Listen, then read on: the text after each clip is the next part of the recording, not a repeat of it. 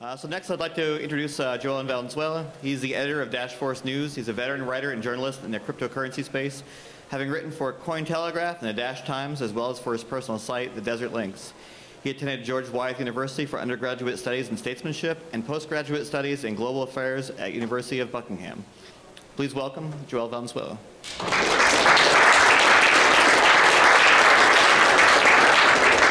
Thanks everyone for showing up before the crack of noon. I know sometimes that can be a little bit of a challenge, but all right, so first by show of hands, who has both heard of and agrees with the phrase, "end the Fed"? Do we have any dissent? Ray, keep your hand up if you disagree. All right, that's a pretty good audience so far. So I'm going to talk about Dash and the digital cash revolution that you probably haven't heard too much about unless you've been paying very close attention here in New Hampshire especially. First off, let's see. Our money is kind of screwed, sorry. Over the last 100 years, the dollar has lost a massive amount of value due to inflation. And of course, seeing as you're all very familiar and friendly with the concept of ending the Federal Reserve, you understand how the central banking system does this. And what this ends up doing is it destroys the people's wealth. Right? You got a generation of just holding the reserves, and then over year after year after year, what you have, what you and your family, your businesses, your nonprofits, whatever, your reserves go down in value just by holding it. In fact, very dramatically over a long period of time. You might not see the destruction of wealth in real time, but if you're old enough, like my age and a little older, you start to remember, oh, I remember when the movie ticket was like under $10. Oh, wow, now it's so expensive. So this is a real-time wealth destruction and transfer to governments, right? By inflating and printing money, they pay their expenses while taken away from you guys without actually asking permission first. Of course, that's a little bit. That's always a little bit of a tough one with permission. So the worst part, in my view, is not just the destruction of wealth; it's the censorship of wealth. There have been a lot of cases where people, for their political activities, for whatever controversial things they might have been doing, have been able to be silenced and censored and removed from removing their ability to fund themselves. For example, WikiLeaks, for publishing all the government's dirty secrets all over the world, got a serious banking blockade back in 2011 where all kinds of payment processors were denying them access to donate to the site. And so they had to resort to Bitcoin instead, which turned out to work very well for them. And of course, the Bank of Cyprus during the Cyprus economic crisis actually just took people's money. I believe it was like if you had over 100,000 euros worth, you lost 50% of the rest. They just took it, right? This is your money. Sorry, we're broke. We're gonna just take it, and you can't do anything about that. You're not gonna just only stuff cash in your mattress. You're gonna have bank accounts, and then they just take it. And that happened to the Bundy Ranch in 2016. The Bundys were dissidents against the federal government control over their land, and in order to fund their activities, they would rely on private donations, but PayPal shut them down. This was after the whole thing had gone down. This was after there was this was all for continuing support and legal help and stuff like that. Nothing nefarious, but they just got censored. So what we need out of money is something that they cannot stop us from using, something that they cannot steal from us by taking away its value year after year after year. That's why cryptocurrency came around. That's why this is such a pivotal moment in human history that it's finally time that we can fight back. So this takes us to Dash. Dash is a portmanteau of digital cash, and the biggest selling point of Dash and other cryptocurrencies similar to it is it is decentralized, meaning no one group or several groups or structures runs it or has control over running it. You can't go to the Dash offices and just say, hey, we got a warrant for you guys to arrest, we're going to shut you down. It's like, good luck. There's someone running a miner out there in Ukraine. Someone's in Ghana has spun up a masternode, and then, yeah, sorry, it still works. What can you do? So this lack of ability to censor it, to shut it down, is what has made this technology so world-changing. A lot of people are like, oh, blockchain can do this, blockchain can do that, all that kind of stuff.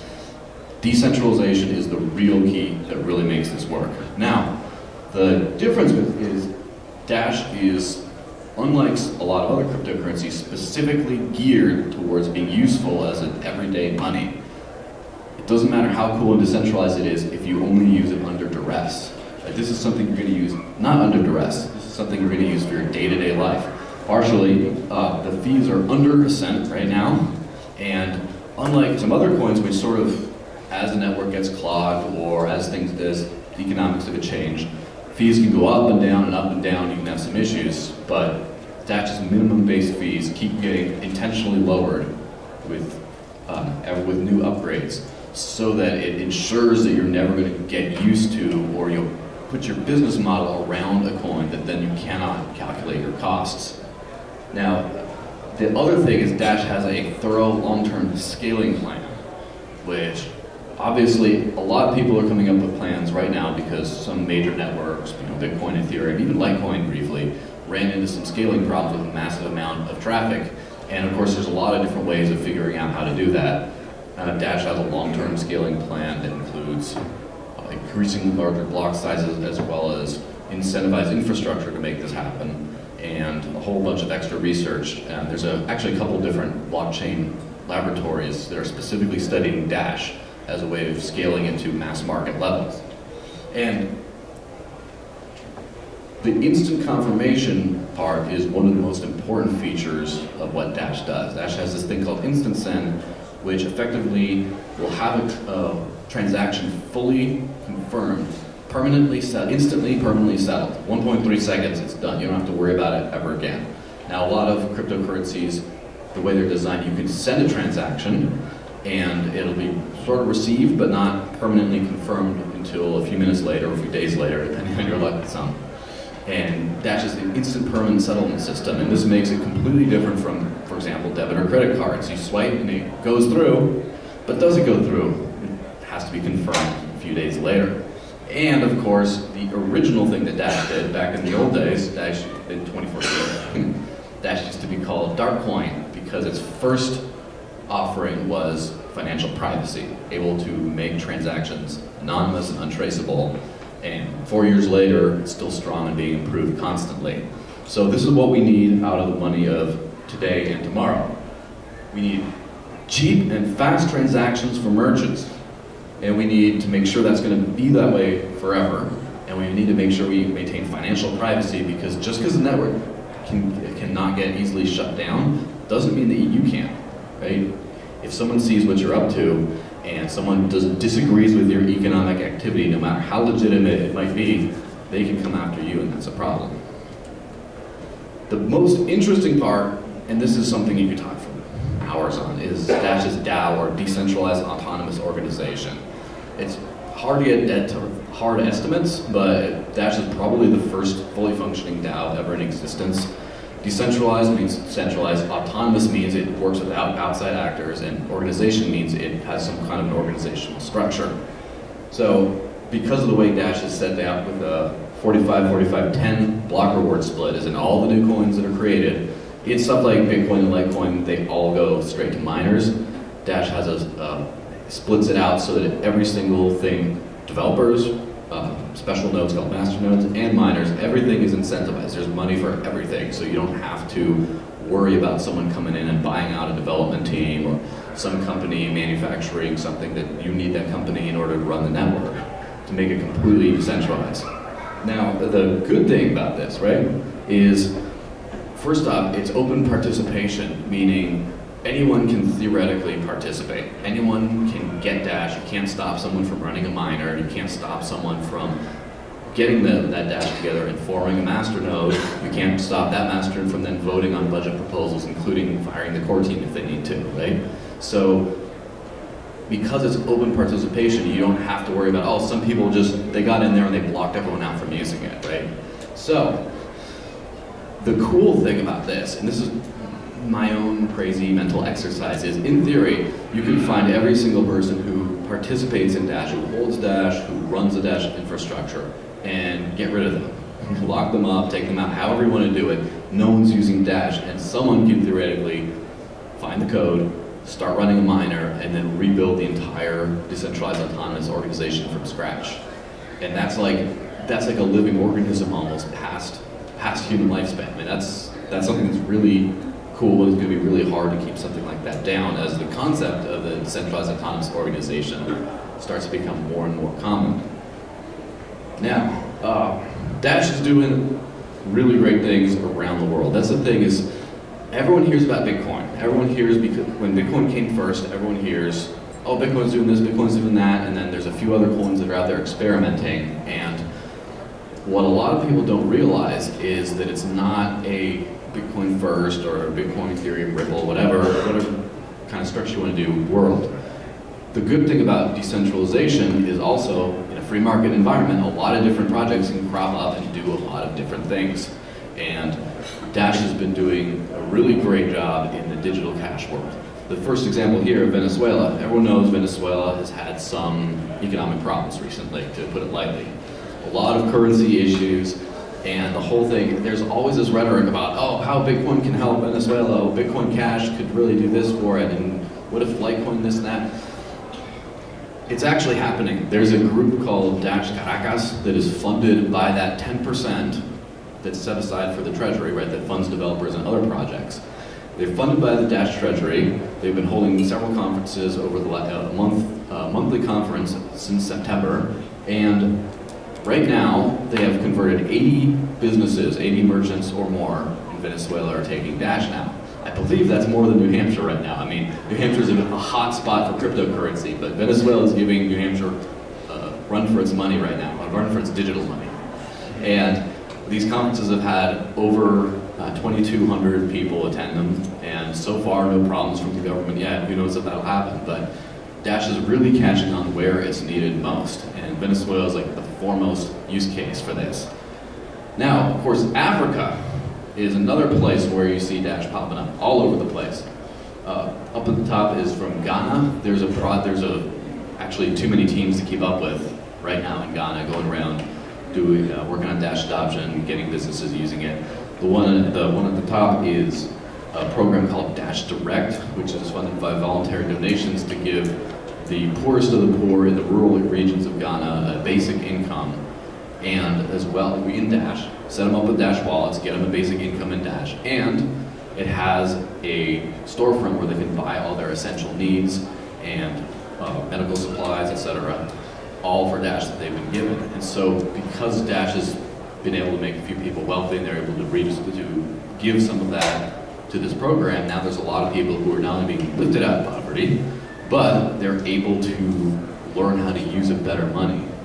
And bottom right there is Cameroon. That just was from last week, so I had to change the presentation real quick for that. And Dash is going to Cameroon, which is the first French-speaking country in Africa that's had a Dash team. And Nigeria, Dash has been doing really well. There's myself and Albert in the back, we've been running around hooking everyone up with free Dash wallets and about $20 a Dash. We got, what, about 45 right now at 44. We've been working pretty hard. Over about a month, they got over 800 new people, new Dash wallets in Nigeria, held a music festival and a bunch of other stuff. And interesting thing, there's a project in Zimbabwe. Again, that's another one of those, Venezuela, Zimbabwe, one of those key countries you hear in free market discussions for failure of bad monetary policy. There's a Dash project in Zimbabwe called the Kuva Cash project, which will allow Zimbabweans to be able to exchange their cash for Dash and participate in sound money. Now, one of the best success stories has been in Ukraine. That's Dmitry Baymyratov, who has been really on a tear with merchant integration. He's integrated Dash into a merchant point-of-sale system in Ukraine. I believe as of now, there's at least a dozen restaurants all over Kiev that take Dash payments directly, and he's working on about 1,000 more, and he's working on expanding into the United Kingdom as well. So pretty soon, you'll be able to go pretty much all over Kiev and just say, I want to pay for my meal in Dash, and then there you go. Now, this is the biggest game changer short of the last slide, right? There's this company called Alt36, which is on the verge of launching their first product. It's a point-of-sale system. It's a business solution for Dash that enables businesses to accept Dash and convert it into cash in their bank at about a 1% fee. Now, what's interesting about them is, first off, it's a top-to-bottom business solution, meaning it's not just a point-of-sale system where you just kind of have to, a business owner has to deal with all the kinds of issues in squaring cryptocurrency payments with the rest of their books. Alt36 will integrate into QuickBooks and all kinds of other things. We'll cash you out into dollars every 7 minutes if you want it for high volatility days, right? Sometimes the market's crashing, you're like, I don't want to take Dash right now because it's going to be worth so much less in like 10 minutes or whatever. So in order to deal with volatility, they cash them out every 7 minutes or so. And it automatically does all the tax calculations. The United States, it's pretty rough for cryptocurrency businesses because you're supposed to calculate capital gains on every single cryptocurrency transaction. Of course, there's a few laws that have been proposed to try to mitigate that and make it not for small transactions. But Alt36 does all that.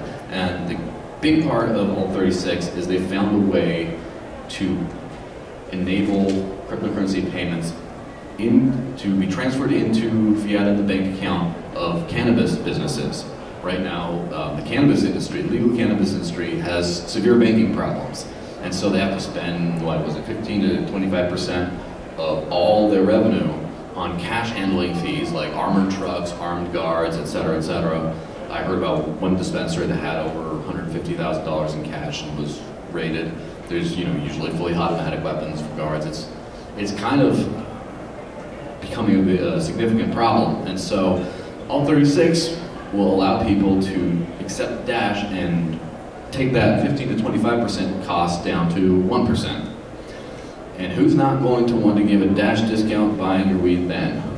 Right? So that's going to be very major. They're signing partnerships with thousands of dispensaries across the whole country, and that might be a reality within just the next couple months. And the good thing is this payment system will work for just about any other kind of business. So this could be like that one, hey, you talk to your local coffee shop, hey, do you want to take Bitcoin? Hey, how about you want to take Dash? And just the pain of like, how do I get set up? I don't want to mess with it. This is like that big game changer. It's Dash exclusive that will help businesses really get over that. So it should be very, very easy to start turning businesses to accept cryptocurrency through this. And the thing I'm most excited about, which has been coming a few years, is an upgrade called Dash Evolution, which will solve the most basic problems with cryptocurrency that we've had of the user friendliness, how technical it is, how has a little bit of a cypherpunk feel to it with all the long public and private keys, cryptographic hashes and all that. Make it very user friendly. And later this afternoon at around 4, we're having a breakout session on just that subject. So if you have any more questions about evolution, what that will bring, as well as anything else that Dash is doing, make sure you come to that. I'm just about ready to wrap up here. I have a couple things I'll make note of before we go to questions. First off, if you don't have a Dash wallet, 20 bucks in free Dash. If you see me, either myself or Albert, you can tell him because he's wearing the similarly branded shirt in the back. And the second thing is we got about 100 of those shirts that we're giving out. So also see Albert, we have a big box of them. Go get your shirts. And thank you very much for your time. And any questions you got, I'll be happy to take them now.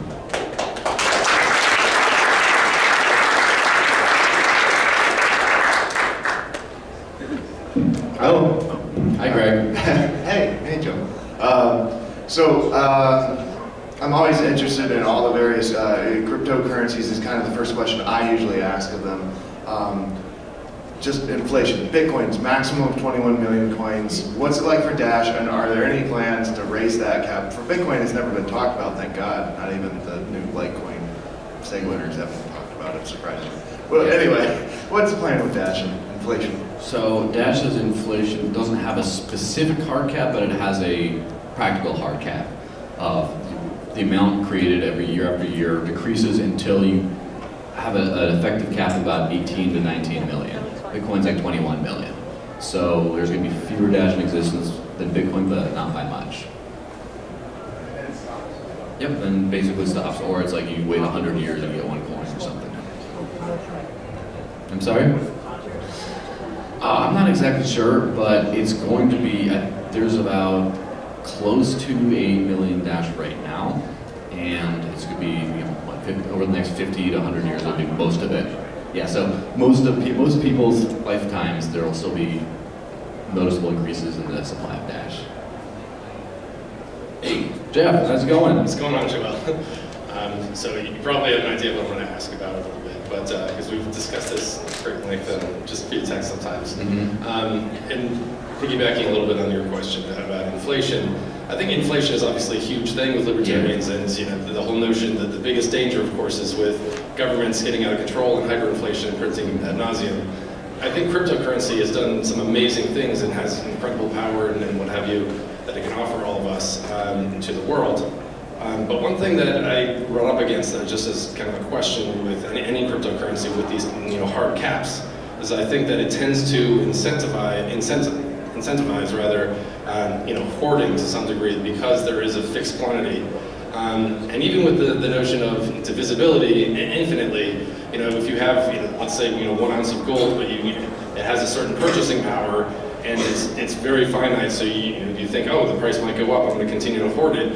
If you're to divide it into a half and then eighths or whatever, the purchasing power is still going up in such a way where I might want to just keep it onto the mattress. And so I know Milton Friedman's little solution was kind of, well, full inflation by itself isn't necessarily so insidious if it was able to be controlled and predictable. And in that sense, that we could build that into the pricing structure. Even if it was 10% every year, if it was always that way, we could deal with that. And then maybe you don't have that hoarding. Yes, of course. Cryptocurrencies across the board seem to have different strategies on this. Most are not highly inflationary. It seems like the concern is the money will become too valuable over time.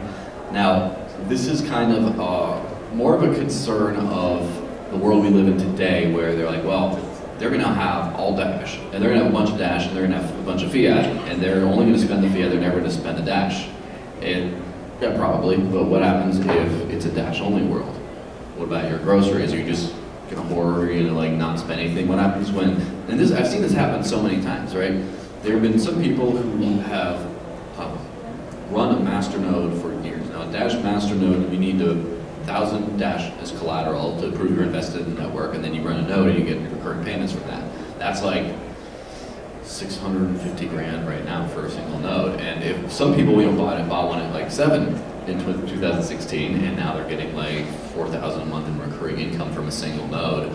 Some people are just swimming in digital cash, and at some point, hoarding more has a diminishing returns, right? There's by having so much, like it only makes you so much more happy to see like an extra few digits on your balance.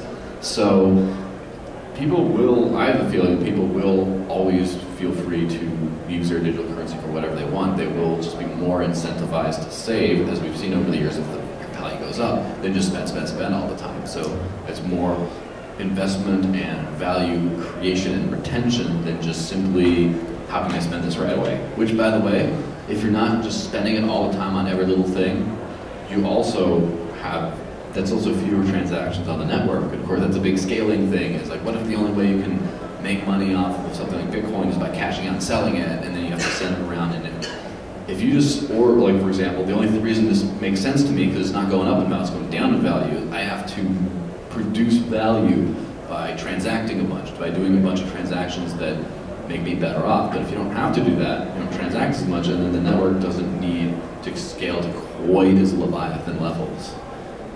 Absolutely, and just as like a quick follow-up, that's where I see crypto currently and Dash and others being an excellent digital gold because of that ability to store it as a store of value, but potentially as a medium of exchange. And if it reaches that level of stability, and ideally in a world where there isn't any fiat, but there's Dash and Litecoin and others and what have you, that'd be awesome. I don't know where I would love us to get to, but I'm just wondering if, so clearly you have belief in that we will get to that point of stability at some point.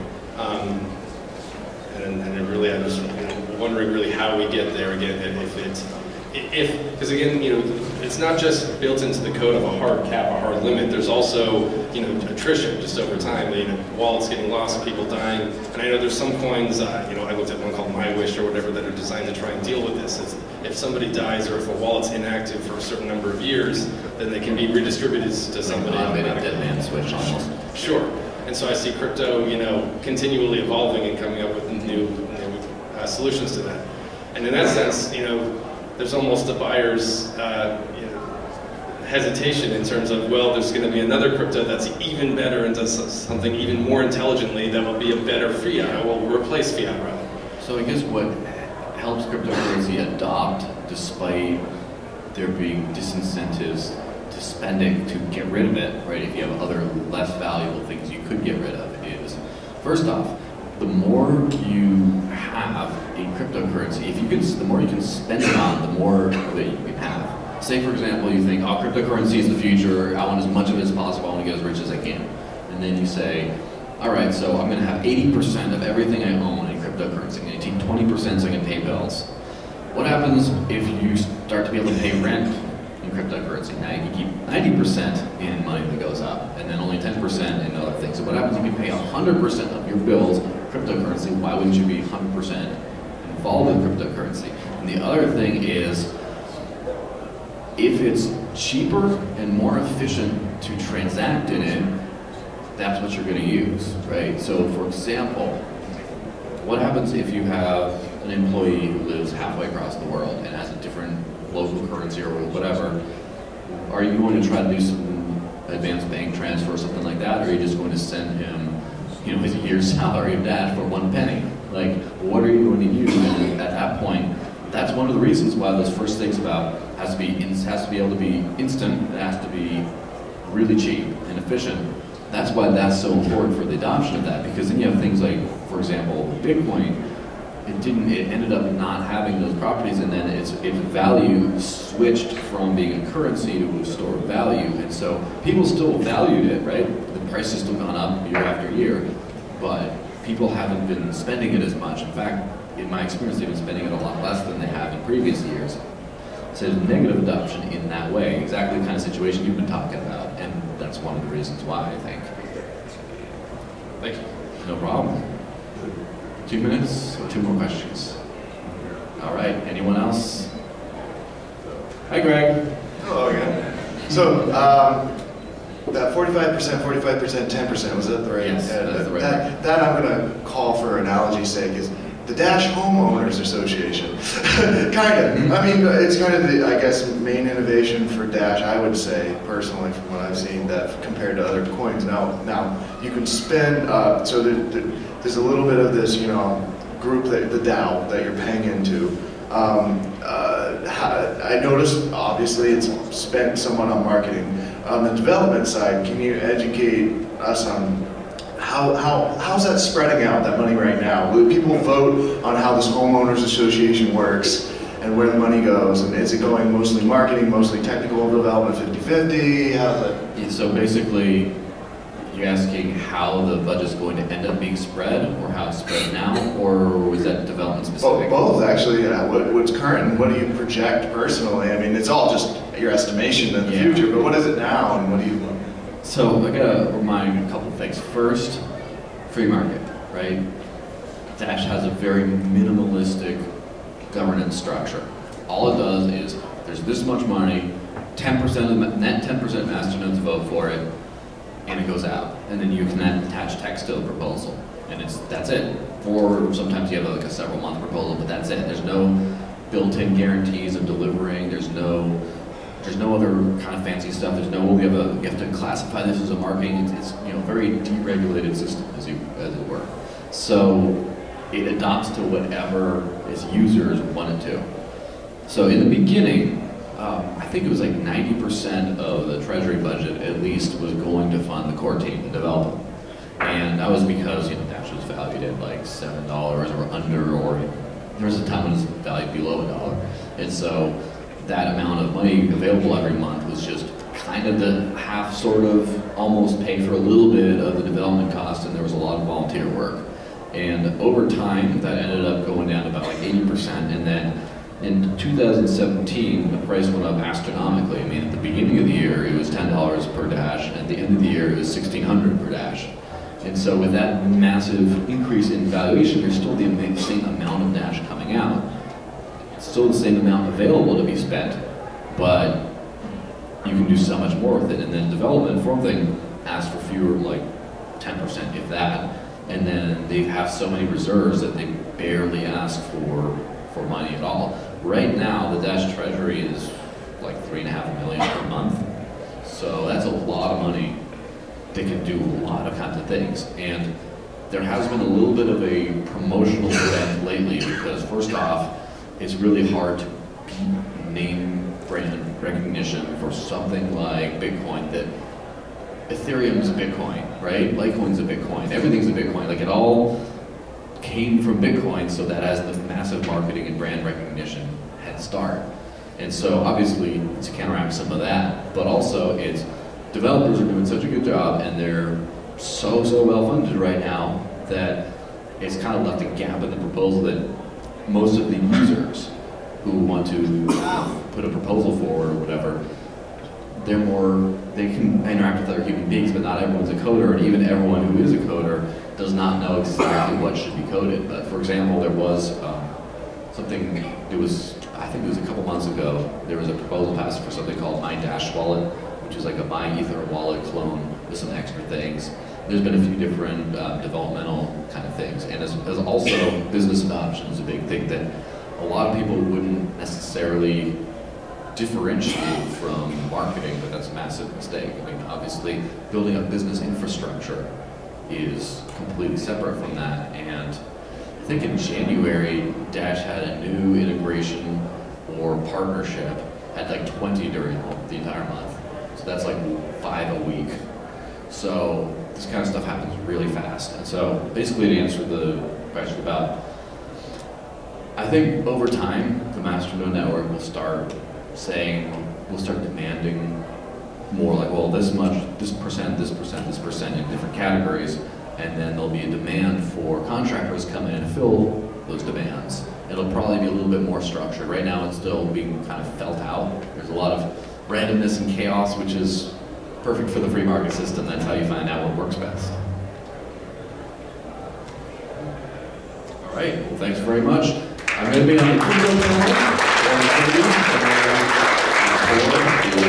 Breakout session more about evolution. So make sure you read both. Make sure you get a t-shirt, and make sure you get Albert to give you some free money, which by the way you can spend all in November.